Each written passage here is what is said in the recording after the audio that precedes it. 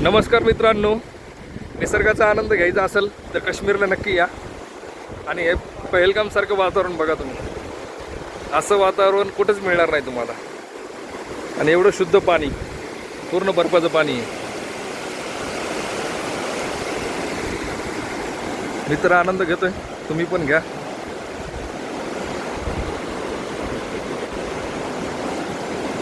याला बेताबी व्हॅली म्हणतात. आणि पण कसा आहे निसर्ग मित्रांनो, कमेंट बॉक्समध्ये नक्की सांगा.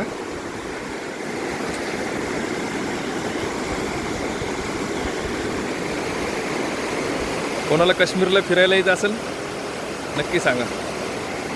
मी माझा फेस नाही दाखवू शकत.